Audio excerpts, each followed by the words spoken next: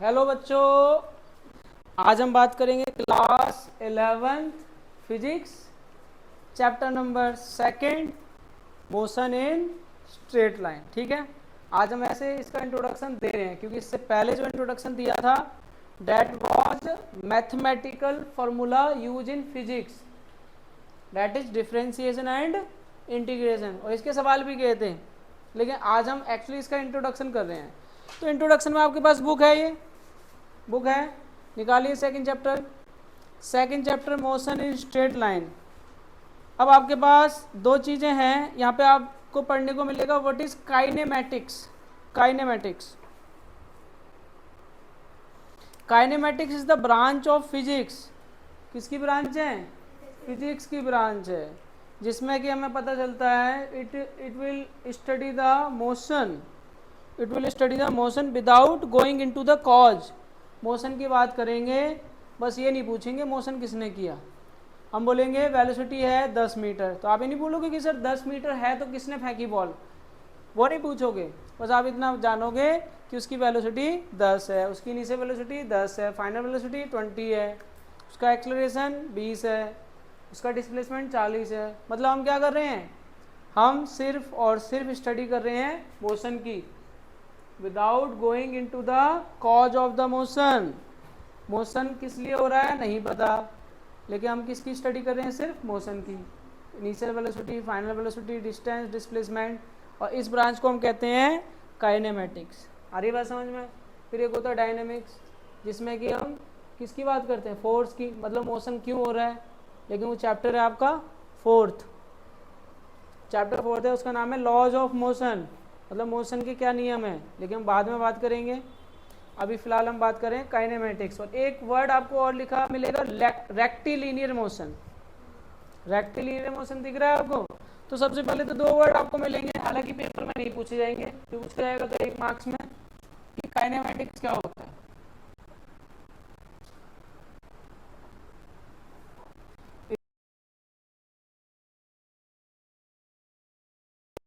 Motion क्या बोला मैंने? It is the branch of physics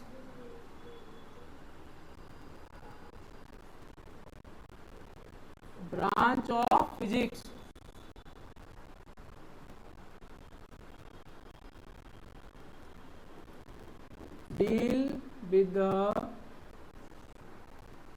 study of motion।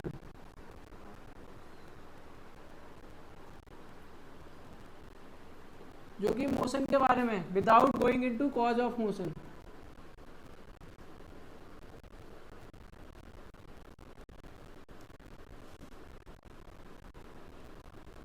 Cause of motion, motion के cause क्या है उसकी बात नहीं करेंगे, सिर्फ हम मोशन की बात करेंगे। और एक वर्ड और लिखा है रेक्टिलिनियर मोशन। हाँ, क्या कोई दिक्कत परेशानी? विदाउट नहीं लिखा? विदाउट लिखो, विदाउट आउट लगा दो इसमें, विदाउट। ठीक है, without going into cause of motion. इसके बाद रेक्टिलिनियर मोशन, रेक्टिलिनियर मोशन। आप मुझे एक चीज बताओगे? हाँ जी, इधर देखो, जब पंखा चलता है या कोई रेलगाड़ी चलती है बच्चों वाली, तो मान लो उसके ये पार्ट है ए और बी, कुछ टाइम बाद बी यहाँ पे आ जाएगा और ए यहाँ पे आ जाएगा।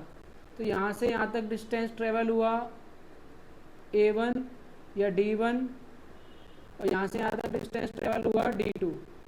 D1 और D2 सेम है डिफरेंट है? अंदर वाला डिस्टेंस और बाहर वाला डिस्टेंस सेम है डिफरेंट है? कौन सा ज़्यादा है? मतलब मैं ये कह सकता हूँ कि D2 ज़्यादा बड़ा है D1 से, जिसमें डिस्टेंस, जिसमें एक ही बॉडी के पार्ट, ये एक बॉडी है ना, ए बी एक बॉडी है, लेकिन बी ने कम डिस्टेंस ट्रेवल किया, ए ने ज़्यादा डिस्टेंस ट्रेवल किया। लेकिन अगर एक बॉडी ऐसे है और वो आगे मूव कर रहा है, ये है ए, ये है बी, और वो अब कहाँ पहुँच गया? तो यहाँ से यहाँ तक का डिस्टेंस और यहाँ से यहाँ तक का डिस्टेंस, यहाँ से यहाँ तक का डिस्टेंस और यहाँ से यहाँ तक का डिस्टेंस सेम है। तो ऐसे मोशन को कहते हैं rectilinear motion. When every particle of the body travel equal distance in equal interval of time, that motion is called rectilinear motion. बात समझ में आया? When the every particle of the body travel equal distance in equal interval of time. अगर मान लो ये C है और ये D है, तो C से लेके C का डिस्टेंस वही तो होगा जो B से लेके B का डिस्टेंस है. तो पार्टिकल चाहे आगे हो चाहे पीछे हो चाहे कहीं भी हो, सारे पार्टिकल सेम मोशन ट्रेवल करेंगे. That is called rectilinear motion. बात समझ में आ गई? नहीं आया समझ में रेक्टिलिनियर मोशन? मैंने अभी आपसे एक पार्ट पूछा था, ट्रेपेजियम. हिंदी में इसको समलंब बोलते हैं, ध्यान से देख लेना घर पे जाके. समलंब होता है जिसके आमने दो साइड पैरेलल हो एंड दो साइड नॉन पैरेलल हो. होता है पैरेललोग्राम. क्या होता है? जिसकी अपोजिट साइड पैरेलल हो उसको क्या कहते हैं? पैरेललोग्राम. तो बेटा ये तो पैरेललोग्राम है जिसकी अपोजिट साइड पैरेलल हो. जिसकी सिर्फ दो साइड पैरेलल हो, दो साइड पैरेलल ना हो, उसको कहते हैं ट्रेपेजियम. और इसका एरिया क्या होता है बेटा? Plus B upon 2 multiply H. यानी यहाँ से यहाँ तक का डिस्टेंस क्या है? एच. पता है कौन सी क्लास में पढ़ा था हमने ये? 8वीं क्लास में. 8वीं क्लास में ट्रेपेजियम का एरिया निकालते थे कि इसका एक साइड ए है, दूसरा साइड बी है, इसकी हाइट एच है, तो इसका एरिया क्या होगा? तो एरिया क्या होगा? Sum of opposite side divided by 2 multiply the distance between these two sides. ठीक है? रिकैपिचुलेट कर रहे हैं हम लोग. रिकैपिचुलेट का मतलब है हम फिर से थोड़ा सा याद कर रहे हैं. अब इसका यूज़ कहाँ होगा मैं बताता हूँ. इसको मैंने क्यों बताया, अब ये यूज़ होगा. तो काइनेमेटिक्स हो गया, रेक्टिलिनियर मोशन हो गया. अब हम बात करेंगे डिस्टेंस की और डिस्प्लेसमेंट की. किसकी? एक बात करेंगे डिस्टेंस और दूसरी बात करेंगे डिस्प्लेसमेंट की. तो 10वीं में आपने ये सुना था कि डिस्टेंस एक स्केलर क्वांटिटी होती है और डिस्प्लेसमेंट एक वेक्टर क्वांटिटी होती है. ऐसे वर्ड सुने थे आपने? स्केलर और वेक्टर सुना था आपने? नहीं. अदिश राशि और सदिश राशि. अच्छा ये भी नहीं आता.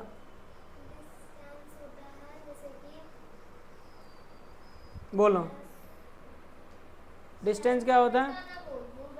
तो बोलो तो सही एक बार. जैसे कि मैं सुबह सो रही थी, ठीक है, फिर मैं उस समय भैया कॉलेज गया, भैया आए तो भी मैं सो ही रही थी, तो ठीक ये है, उनके लिए हुआ डिस्टेंस हुआ. ये तो शायद कोई बात नहीं, you are going right, you are going right, you are. अरे कोई बात नहीं, आपके भाई साहब गए, भाई साहब वापस आ गए, है ना? तो आप कह रहे हो कि भैया गया 2 किलोमीटर ऐसे, 1 किलोमीटर ऐसे, 2 किलोमीटर ऐसे और 1 किलोमीटर ऐसे. तो भैया ने डिस्टेंस ट्रेवल किया 2 + 1 + 2 + 1 = 6 किलोमीटर. लेकिन भैया आ गया ऐसे ऐसे ऐसे ऐसे. इनिशियल पोजीशन और फाइनल पोजीशन का गैप कितना है? 0. तो डिस्प्लेसमेंट 0 हो गई, लेकिन डिस्टेंस हो गया 6. Distance is the length of the path travelled. Length of the path. Path समझते हो? पाथ. पाथ नहीं समझते? रास्ता, पथ हिंदी में बोलते हैं पथ. Path travelled. तो जो length of the path travel, ये लेंथ है ना, ए से बी, बी से सी, सी से डी, डी से ए. तो ये तो लेंथ. और ये क्या होता है? इट इज द मिनिमम या शॉर्टेस्ट डिस्टेंस बिटवीन. बेटा इधर देख लो, बुक में कुछ नहीं रखा, कुछ भी नहीं है बुक में. Minimum distance between initial position. Initial मतलब आरंभिक या प्रारंभिक. Initial position and final position. Initial position and final position. तो जब भी हम बात करेंगे इनिशियल और फाइनल की बात करेंगे, समझे बात को। फॉर एग्जाम्पल आप पॉइंट ए से ट्रैवल किया आपने पॉइंट बी तक, और आपने 4 किलोमीटर ट्रैवल किया, ठीक है, आधे घंटे में। फिर आपने राइट लिया, राइट टर्न लिया परपेंडिकुलर, और आपने 3 किलोमीटर ट्रैवल किया। आपने ए से स्टार्ट किया, आपने 4 किलोमीटर स्ट्रेट लाइन गए, then you take right turn. Now इस वाले केस में क्या आएगा, you have to find distance. क्या डिस्टेंस की डेफिनेशन क्या है बेटा, डिस्टेंस की डेफिनेशन क्या है, length of the path travel. तो आपने कौन सा पाथ ट्रेवल किया, ए से बी तक और बी से सी तक, यही तो है। ए बी कितना है 4, और बी से सी कितना है, तो टोटल डिस्टेंस कितना आएगा हर्षिता, डिस्प्लेसमेंट ए से सी तक कितना होगा, ए से सी तक डिस्प्लेसमेंट कितना होगा बताइए senorita. Minimum distance between initial position and final position, this is the initial position, this is the final position, and you have to take shortest route। shortest route क्या होगा, shortest route यही तो होगा बेटा, this will be the shortest route।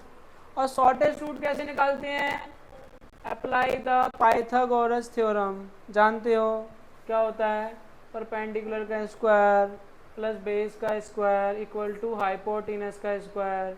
तो hypotenuse आएगा perpendicular का square plus base का स्क्वायर इक्वल टू 25 का स्क्वायर।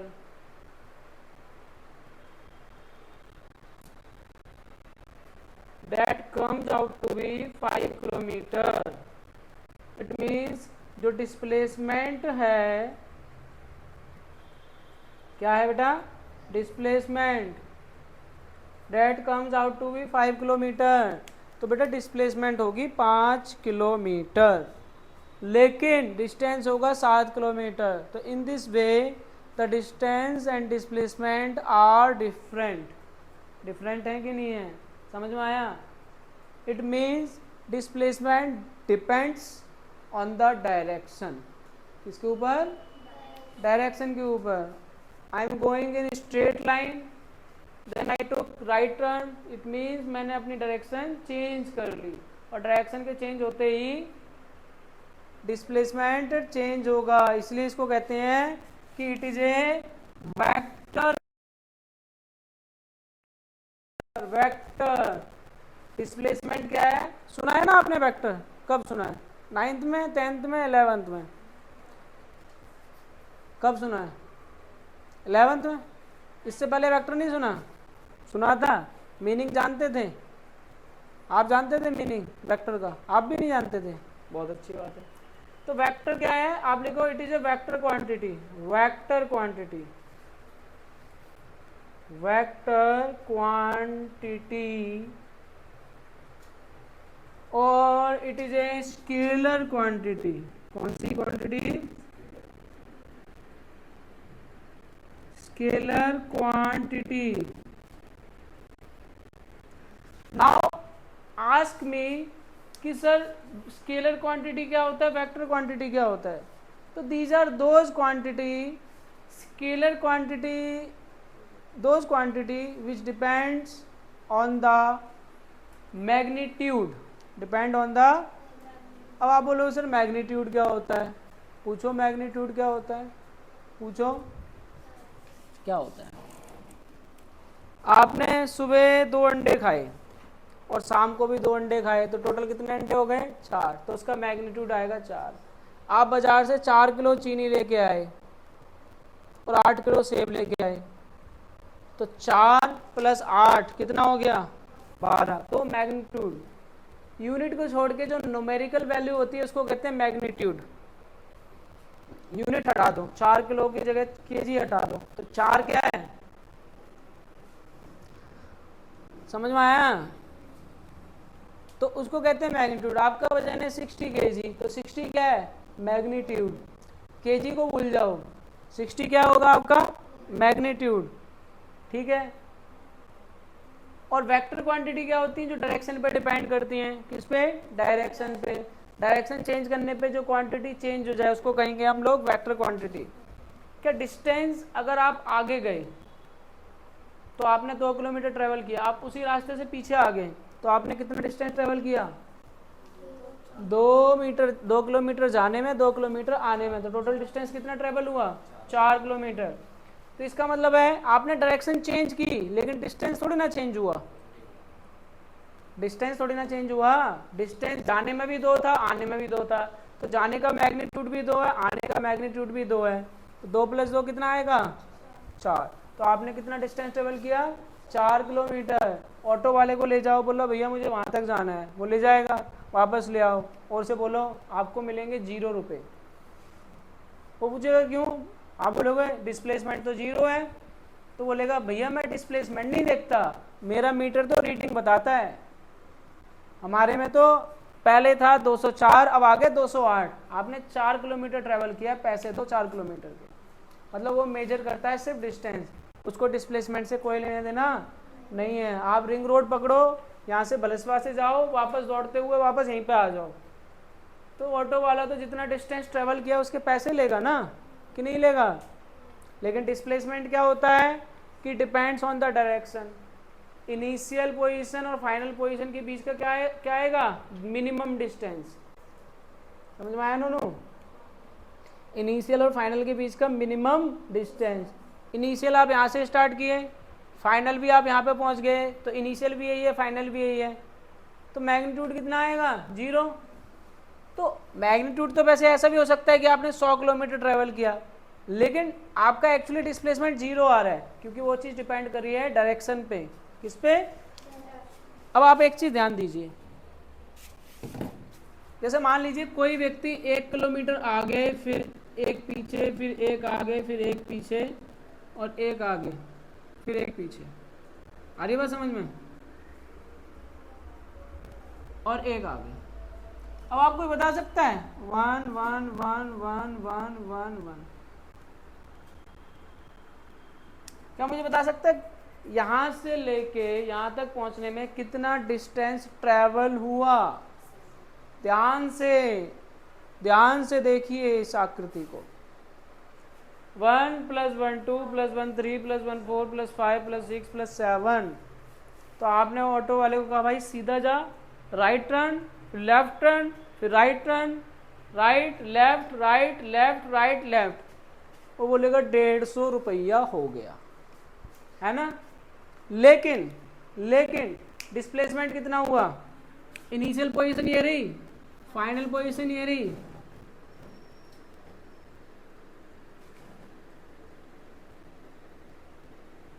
तो यहाँ से लेके यहाँ तक का डिस्टेंस कितना है, 1 + 1 + 1 6 हो गया, 3 किलोमीटर।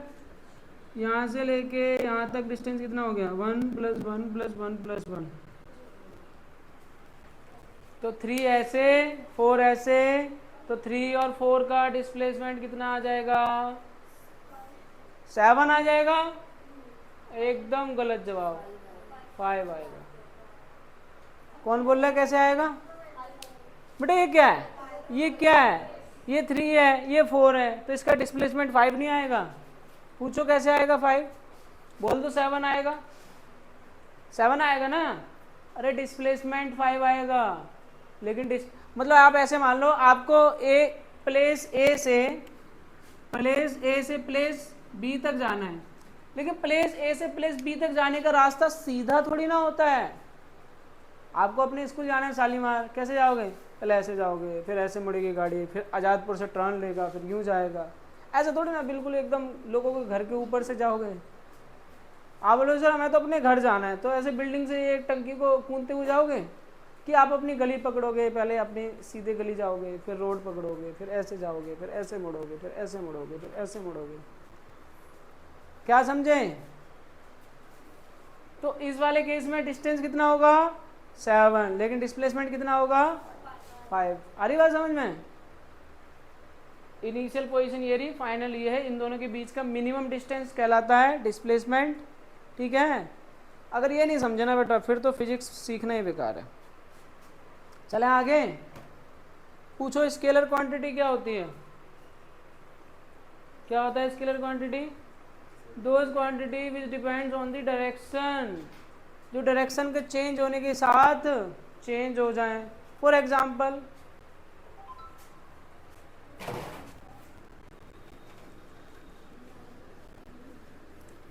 किसी कोई प्रॉब्लम, परेशानी, दिक्कत यहाँ तक है क्या? कोई दिक्कत नहीं है?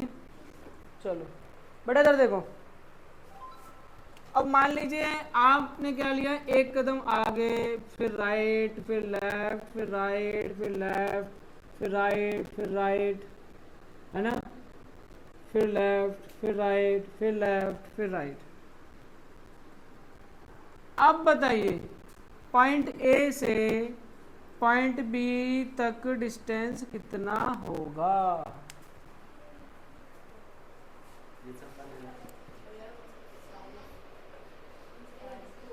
गलत लिख दिया क्या?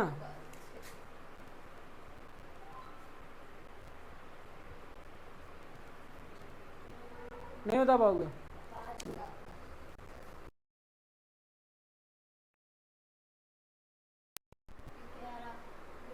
Length of the path travel, length of the path travel. मेरे वतन के लोगों, अब बताओ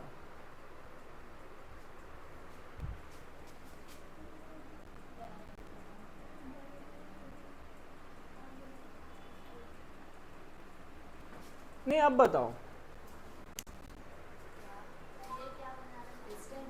क्या बना है? तुम्हें नहीं दिख रहा क्या है ये यहाँ से स्टार्ट किया और यहाँ पहुँच गया, वो ए से बी तक पहुँच गया।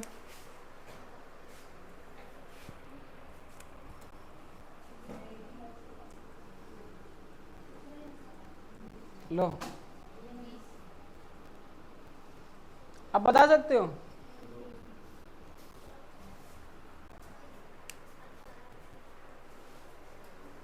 कितना आ रहा है? 9 आ रहा है, 19 आ रहा है।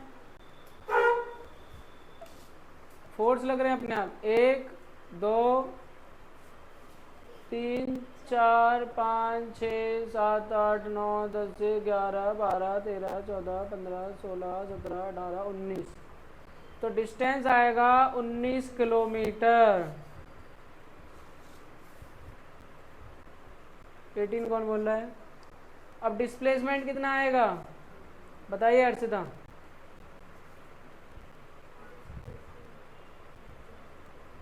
डिस्प्लेसमेंट बोलो। 2 किलोमीटर। Very good. कितना आएगा बेटा? 1 किलोमीटर। Very good. आप बताइए।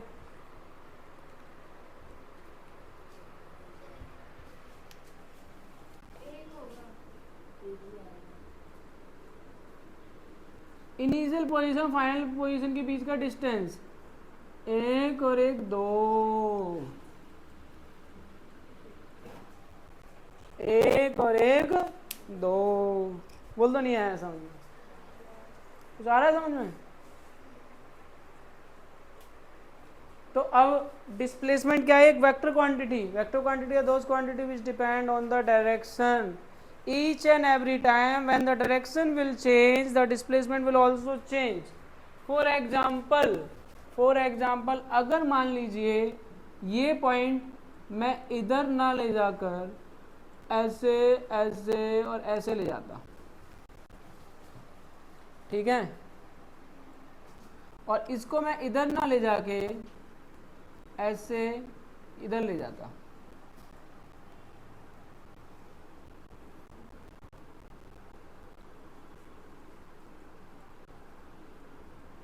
अब बताओ, डिस्प्लेसमेंट बताओ कितना होगा। ये पॉइंट है ए और ये पॉइंट है बी, जो ये आंसर बता देगा उसे 10 रुपये इनाम। सब अपनी कॉपी में लिखेंगे कि ए और बी के बीच का डिस्प्लेसमेंट कितना है।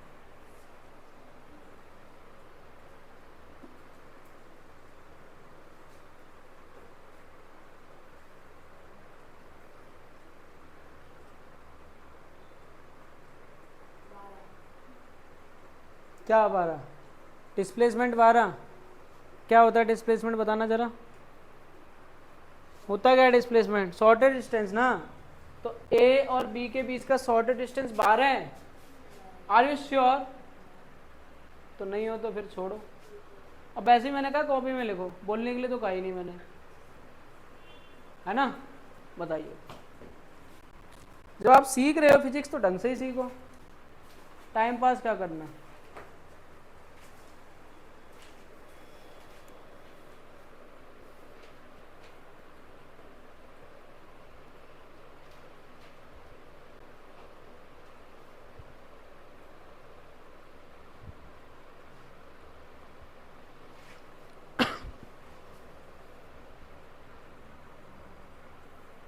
इतना टाइम थोड़ी ना लेते हैं बेटा। इधर देखो, इधर इधर बोर्ड पे देखो, 1 2 3 4, ये हो गया 4, 1 2 3, ये हो गया 3, गुड्डे की मशीन। तो ये 3 हो गया, 4 हो गया, तो 3 और 4 का डिस्टेंस कितना आएगा? 5। तो डिस्प्लेसमेंट आएगा 5। ओ ये 4 कैसे आया? 1 2 3 4, और फिर 1 2 3, और फिर इसको ऐसे मिला दो। नहीं आया ना समझ में? अगर नहीं आया तो भाई कुछ नहीं कर सकता मैं। 10 रुपये जीतने का मौका आपने छोड़ दिया। अब मेरे को मत बोलना। कुछ क्लियर हुआ? स्प्राइट पियो, नहीं तो नहीं क्लियर हुआ तो मतलब कि डिस्टेंस, डायरेक्शन को चेंज करने से ईच एंड एवरी टाइम क्या चेंज हो रहा है? क्या चेंज हो रहा है? डिस्प्लेसमेंट चेंज हो रहा है। और चेंज करके दिखाएं क्या? इसको ऐसे की जगह ऐसा कर दो, अब ऐसा कर दो, 1 2 3 1 2। तो अब क्या हो जाएगा? ऐसे 3 है और ऐसे 2 है। 3 का स्क्वायर और 2 का स्क्वायर कितना होगा? 9 और 4 13, तो स्क्वायर रूट आ गया 13। मतलब पहले जो डिस्प्लेसमेंट 5 था अब हो गया √13। लेकिन डिस्टेंस कितना है? डिस्टेंस कितना है? 1 2 3 4 5 6 7 8 9 10 11 12 13 14 15 16 17 18 19 20। डिस्प्लेसमेंट पहले भी 20 था, डिस्टेंस अब भी पहले भी 20 था, अब भी 20 है, लेकिन डिस्प्लेसमेंट क्या हो रहा है? चेंज। अब आप फिर से पूछो सर डिस्टेंस और डिस्प्लेसमेंट क्या होता है? डिस्टेंस जो कि पाथ की लंबाई पे डिपेंड करे, और डिस्प्लेसमेंट जो डायरेक्शन पे डिपेंड करे, इनिशियल पोजीशन और फाइनल पोजीशन के बीच का डिस्टेंस। इसी को हम कहते हैं क्या? डिस्टेंस और डिस्प्लेसमेंट। उम्मीद है समझ में आया होगा, और नहीं आया तो फिर फिजिक्स की शुरुआत यहीं से खराब हो गई। चलें आगे, चलें, चलो। ये तो 9वीं क्लास में सिखाया जाता है बेटा, ये छोटी छोटी चीजें। तो डिस्टेंस को कहते हैं दूरी और डिस्प्लेसमेंट को कहते हैं विस्थापन। दूरी और विस्थापन में क्या अंतर है? तो दूरी और विस्थापन में समझ में आ गया, मतलब हिंदी इंग्लिश में समझ में आया ना डिस्टेंस और डिस्प्लेसमेंट क्या होता है। और डिस्प्लेसमेंट कैसी क्वांटिटी है?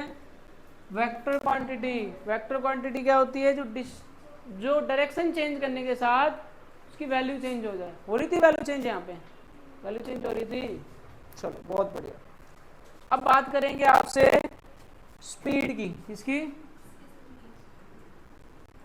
स्पीड का फॉर्मूला होता है डिस्टेंस ट्रैवल अपॉन में टाइम टेकन।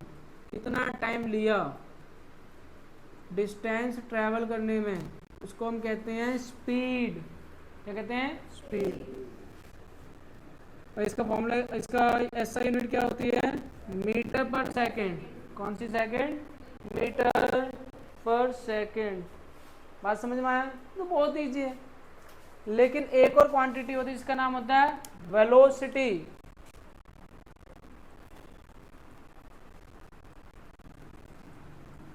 वेलोसिटी वेलोसिटी क्या होता है? Displacement upon time. Displacement upon time.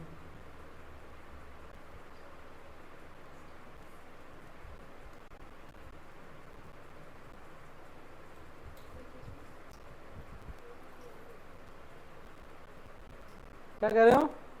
समझ में नहीं आ रहा? क्या कह रहे हो? वेलोसिटी होता है डिस्प्लेसमेंट अपॉन टाइम। डिस्प्लेसमेंट की यूनिट होती है मीटर, टाइम की यूनिट होती है सेकंड, तो आंसर आएगा मीटर पर सेकंड। इट मींस स्पीड और वेलोसिटी की यूनिट सेम होती है, लेकिन स्पीड डिपेंड करती है डिस्टेंस पे। स्पीड डिपेंड करती है डिस्टेंस पे और वेलोसिटी डिपेंड करती है डिस्प्लेसमेंट पे। एक और चीज सुन लो, distance is always positive. Always positive. Distance positive होता है, नेगेटिव हो सकता है डिस्टेंस, लेकिन डिस्प्लेसमेंट क्या हो सकता है? डिस्प्लेसमेंट हो सकता है पॉजिटिव। डिस्टेंस डिस्प्लेसमेंट क्या हो सकता है? पॉजिटिव। डिस्प्लेसमेंट क्या हो सकता है? नेगेटिव और जीरो। तो जीरो हो सकता है, पॉजिटिव हो सकता है और अब बोलो सर नेगेटिव कैसे होगा? पूछो सर। अभी तो आपने बताया कि वो 5 होगा, -5 कैसे होगा? Let me tell you. Let me tell you. अगर मान लीजिए आप ऐसे गए ऐसे गए, आप 3 मीटर नीचे गए, 4 मीटर राइट में गए, तो this will be the displacement that is 5 kilometre. कितना? लेकिन आप नीचे जाने की बजाय 3, ये डिस्प्लेसमेंट -5 कहलाएगा। Minus sign indicates that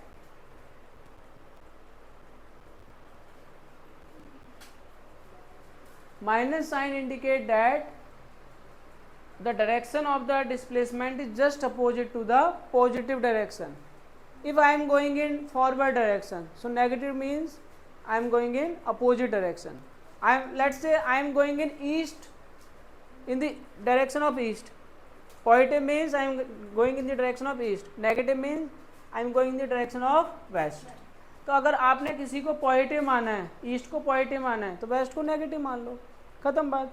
positive negative का मतलब समझ लो क्या होता है? पॉजिटिव नेगेटिव मीन्स बस डायरेक्शन का चेंज होता है, ठीक है। तो अगर कोई व्यक्ति आगे जा रहा है तो उसका डिस्प्लेसमेंट पॉजिटिव आएगा। कैसा आएगा? लेकिन वही व्यक्ति पीछे जा रहा है तो उसका डिस्प्लेसमेंट कैसा आएगा? नेगेटिव।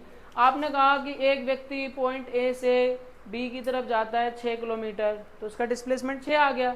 लेकिन वही व्यक्ति ए से सी की तरफ जाता है 10 किलोमीटर, तो उसका डिस्प्लेसमेंट -10 हो गया। प्लस और माइनस क्या बता रहा है? प्लस का मतलब आगे गया था, माइनस का मतलब पीछे चला गया। नहीं आया समझ में? तो इसको कहते हैं डिस्प्लेसमेंट पॉजिटिव होना, डिस्प्लेसमेंट नेगेटिव होना। जब डिस्प्लेसमेंट नेगेटिव है तो वेलोसिटी भी नेगेटिव आएगी, और डिस्टेंस पॉजिटिव है तो स्पीड भी पॉजिटिव आएगी। ये किसको नहीं आया समझ में? हाथ उठाओ। समझ में आया नहीं आया? आ गया? आपको पता होना चाहिए, एक होती है यूनिफॉर्म स्पीड और एक होती है नॉन यूनिफॉर्म स्पीड। यूनिफॉर्म का मतलब क्या होता है? यूनिफॉर्म का मतलब क्या होता है?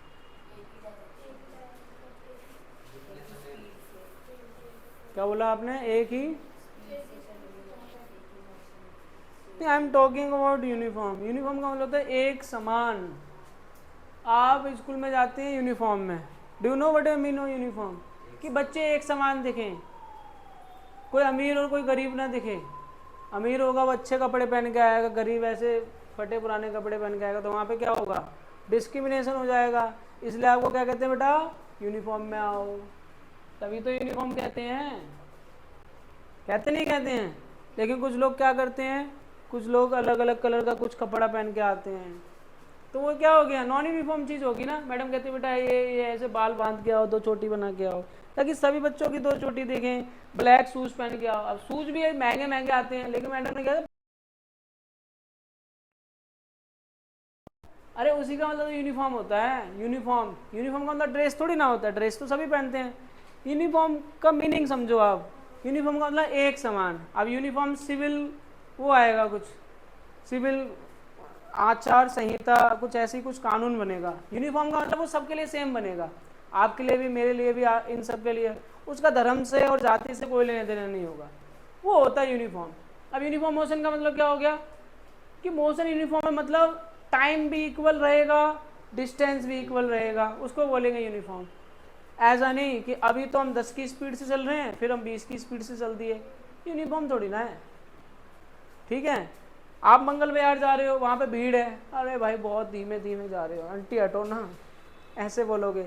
फिर आप चले गए बाईपास पे, रोड खाली है, आप बहुत तेज़ी से आप बाइक ले जा रहे हो, आप बहुत तेज़ी से गाड़ी चलाओगे, तो वो हो जाएगा फिर नॉन यूनिफॉर्म, कभी धीमे कभी तेज। लेकिन ट्रेन चल रही है एक समान स्पीड से, 40 की स्पीड से, इसको बोलेंगे यूनिफॉर्म। तो यूनिफॉर्म मोशन का मतलब हो गया if a body travel equal distance in equal interval of time. अगर कोई बॉडी इक्वल डिस्टेंस ट्रेवल कर रही है इक्वल टाइम में, equal distance in equal time, आपको बोला ना सारे बच्चे इक्वल हैं तो ड्रेस भी इक्वल होगी, दैट इज कॉल्ड यूनिफॉर्म। तो ऐसे ही इक्वल डिस्टेंस है और टाइम क्या है, इक्वल। अब नॉन यूनिफॉर्म क्या होगा, if a body travel unequal distance in equal time, unequal distance in equal time और equal distance in unequal time. या तो डिस्टेंस इक्वल होगा तो टाइम अनइक्वल होगा, या तो डिस्टेंस अनइक्वल होगा तो टाइम इक्वल होगा, उसको कहते हैं नॉन यूनिफॉर्म। नॉन यूनिफॉर्म समझते हो, कोई बच्चा नॉन यूनिफॉर्म में आता है, बेटा तुम यूनिफॉर्म में क्यों नहीं आए, ऐसे बोलते हैं ना, हैं चलो खड़े हो जाओ जाओ, वो बच्चा बोले मैडम आज मेरा बर्थडे है।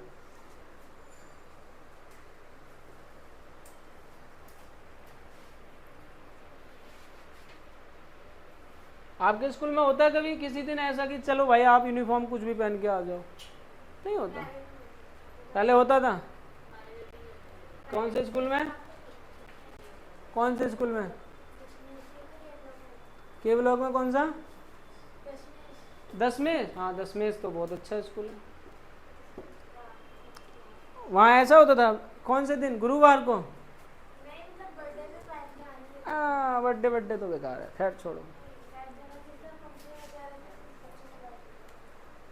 हाँ जी बेटा जी इधर आइए, सेनोरिटा बेटा इधर देखो, इधर क्या है, और इधर क्या है, डिस्टेंस। अगर ये यूनिफॉर्म मोशन है, बताइए क्या क्या प्रॉब्लम आ रही है, कोई नई खबर नहीं है? चलो, डिस्टेंस और टाइम का ग्राफ कैसे बनेगा, सीधा, एकदम सीधा, स्ट्रेट लाइन। क्यों? It means you have travel equal distance equal time equal distance equal time equal distance equal time। In points को मिला दो। बचपन में 10वीं क्लास में आपने ऐसे कुछ ग्राफ बनाए होंगे ना, position of x, position of T, ये मान लो एक्स, ये मान लो टी, तो ऐसे वैल्यू रखते जाओ। जीरो टाइम पे जीरो डिस्टेंस, 1 घंटे के बाद 60 किलोमीटर, 2 घंटे के बाद 120 किलोमीटर, तो ये स्ट्रेट लाइन आएगा कि नहीं आएगा? तो इसका नाम है यूनिफॉर्म मोशन। कौन सा? Uniform motion. और ये डिस्टेंस वर्सेस टाइम ग्राफ है। कौन सा? Distance versus time graph.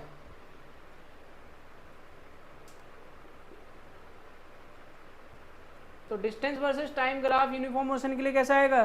Straight line. ये जो लाइन है ना, इसको कहते हैं ढलान। ढलान ही तो होती है, ढलान नहीं होती, पहाड़ी होती है, बोलते हैं ढलान है, तो ये तो बहुत तीखी ढलान है, ये तो बहुत तिरछी ढलान है, तो ढलान को कहते हैं स्लोप। और वो स्लोप क्या बताता है आपको? स्पीड के बारे में। जितनी ज़्यादा ढलान सीधी होगी स्पीड ज़्यादा होगी, जितनी ढलान कम होगी उतनी स्पीड कम होगी। बोल तो नहीं आया समझ में? क्या बोला मैंने? बोलो। हाँ आप बताओ।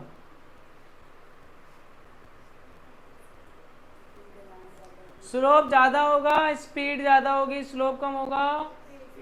पेपर में 1 नंबर का सवाल आएगा, फिर मत कहना कि सर स्लोप ज़्यादा दे रखा था, हमें तो पता ही नहीं चला कि क्या पूछ रहा है।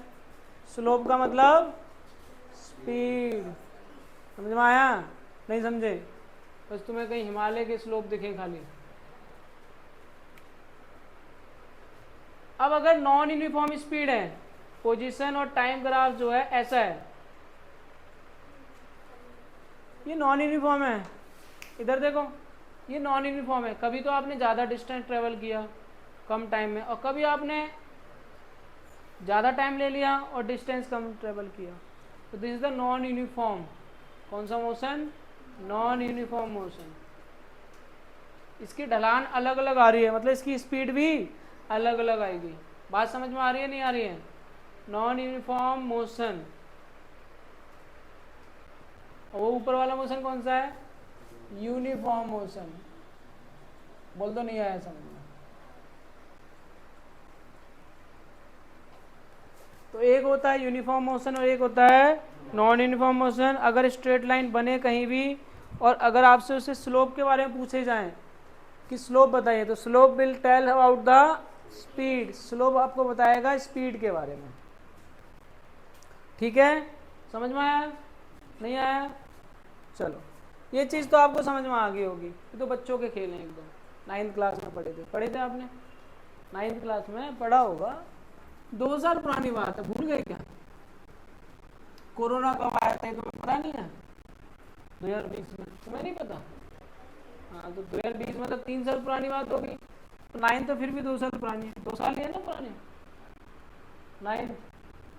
लेकिन दुख की बात यह है कि 9th हमें पढ़ाई गई थी ऑनलाइन, है ना? ऑनलाइन पढ़ाई गई थी ना। और ऑनलाइन में क्या पता चलता है, वहाँ मैडम बोली हेलो बच्चों, बच्चे खीर खा रहे हैं कैमरा ऑफ करके।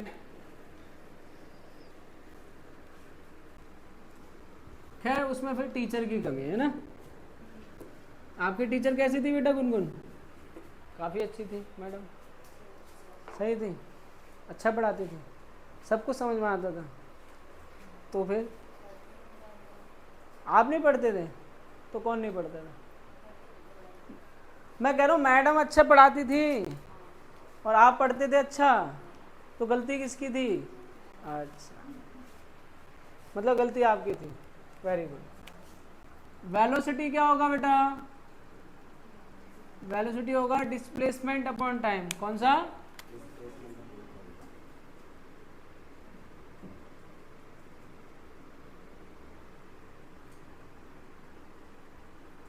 मैं इसको ऐसा लिख दूं, displacement upon time.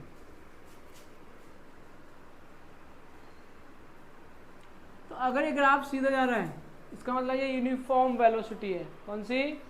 Uniform velocity. Uniform है यानी वेलोसिटी बराबर x अपॉन में टाइम। तो इसका स्लोप हमें बता रहा है किसके बारे में? वेरी गुड, स्पीड के बारे में बता रहा है। किसके बारे में? वेलोसिटी के बारे में। किसके बारे में बता रहा है बेटा? स्पीड के बारे में। किसके बारे में? वेलोसिटी के बारे में। ठीक है, बात समझ में आया कि नहीं आया? चले आगे, कोई दिक्कत परेशानी नहीं है।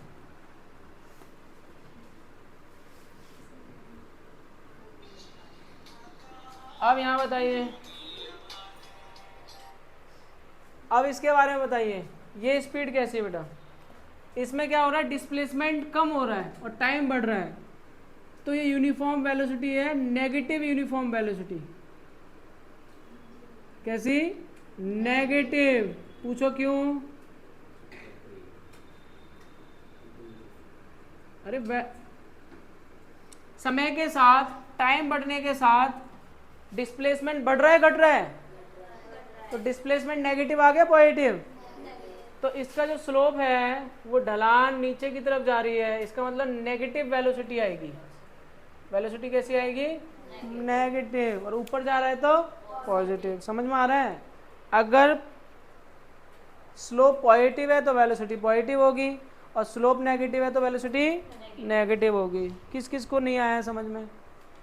आया समझ में? बहुत बढ़िया। कल आपसे टेस्ट लिए जाएंगे, टेस्ट किसका लिया जाएगा? इंटीग्रेशन डिफरेंशिएशन के सवाल कराए थे कुछ, ठीक है वो लिए जाएंगे। जाइए, थैंक यू। और किसी को कोई प्रॉब्लम हो तो उसको वीडियो देखनी पड़ेगी, है ना, बंद कर दो।